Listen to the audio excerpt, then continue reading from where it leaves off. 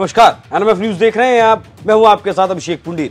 देश के गृह मंत्री अमित शाह जो भी फैसला लेते हैं डंके की चोट पर लेते हैं और जो फैसला ले लिया गया उस पर भी अडिग रहते हैं। इस बात का उदाहरण अगर देखा जाए तो सीएए और एनआरसी पर कानून बनाया गया, जिसे लेकर देश में मौजूद एक धड़े ने इसका खूब विरोध किया, धरना प्रदर्शन किया और तुष्टीकरण की राजनीति करने वालों ने उस मुद्दे को सरकार के खिलाफ भुनाने की खूब कोशिश भी की, लेकिन वो सरकार को पीछे हटने पर मजबूर नहीं कर पाए। ठीक उसी तरह से यूसीसी पर भी केंद्र सरकार अडिग है। सरकार का कहना है कि यूसीसी सरकार का प्रमुख एजेंडा है और सरकार अपने एजेंडे पर अडिग है। दरअसल न्यूज चैनल आज तक के प्रोग्राम एजेंडा आज तक में बात कर रहे थे केंद्रीय गृह मंत्री अमित शाह। इस प्रोग्राम में शाह से पूछा गया कि आर्टिकल 370 राम मंदिर, यूसीसी बीजेपी के कोर मुद्दे रहे हैं। आर्टिकल 370 हट गया, राम मंदिर बन रहा है, लेकिन यूसीसी की बात बीजेपी राज्यों में कर रही है, केंद्र स्तर पर नहीं कर रही। इसे देश में लागू करने को लेकर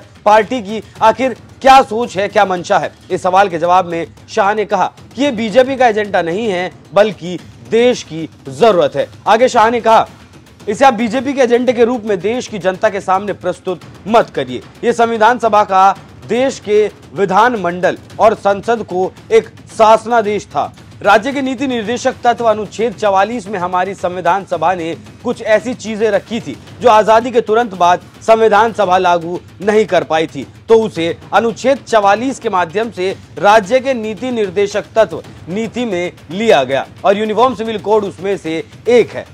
इस मुद्दे पर शाह ने आगे कांग्रेस को घेरा और कहा कि वोटों की राजनीति करने के चक्कर में कांग्रेस ने इसे छोड़ दिया और जिस संविधान सभा का ये काम था उसमें ज्यादातर नेता कांग्रेस के ही थे, बल्कि सबसे बड़े नेता कांग्रेस के उसमें थे। ऐसा कहना गलत नहीं होगा, लेकिन बीजेपी ने इस मुद्दे को नहीं छोड़ा और पकड़ कर रखा, क्योंकि किसी भी धर्मनिरपेक्ष शासन का सबसे बड़ा लक्षण यह है कि सभी धर्मों के नागरिकों के लिए एक कानून हो, मगर कांग्रेस ने इसको भुला दिया। इसके बाद शाह ने कहा कि यूसीसी पर सरकार अडिग है। जहां तक इसे राज्यों में लागू करने की बात है तो देखिए, कॉमन सिविल कोड बहुत बड़ा सामाजिक और लीगल बदलाव है। इस पर सबकी राय चाहिए तो एक राज्य, 2 राज्य, 3 राज्य अगर इसको करते हैं, कमेटियां बनती हैं, इसकी सुनवाई होती है, लाखों लोगों से मिला जाता है और उसके अभिप्रायों के आधार पर एक कानून बनता है। इसकी कानूनी जांच पड़ताल भी होगी और उसके बाद जो मैच्योर चीज होगी वो ऑटोमेटिकली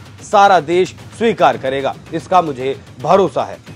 यूसीसी के बाद शाह से सीएए को लेकर भी सवाल पूछा गया और सीएए पर भी शाह का रुख वही दिखा जो अब तक दिखता रहा है। सीएए को लेकर शाह का कहना है कि सीएए देश का कानून है, लेकिन ये जरूर लागू भी किया जाएगा, लेकिन मुस्लिमों में जो अप्रचार किया गया है, मतलब जो गलत तरीके से प्रचार किया गया है कि उनकी नागरिकता छीन ली जाएगी, चली जाएगी, वो बात सरासर गलत है। किसी की भी नागरिकता नहीं जाने वाली, क्योंकि ये नागरिकता लेने वाला नहीं बल्कि नागरिकता देने वाला कानून है और सही समय आने पर इसे लागू भी कर दिया जाएगा। तो जिस बेबाक अंदाज में शाह ने यूसीसी और सीएए पर जवाब दिया है और कहा है कि ये कानून देश की जरूरत है, ना कि बीजेपी का एजेंडा है। और साथ ही ये बात भी ध्यान रखनी होगी कि 2024 का लोकसभा चुनाव नजदीक है। ऐसे में सरकार कोई बड़ा फैसला ले तो उसमें कोई आश्चर्य की बात नहीं होनी चाहिए। साथ ही आपको ये भी बता दूं कि गुजरात और उत्तराखंड में यूसीसी को लेकर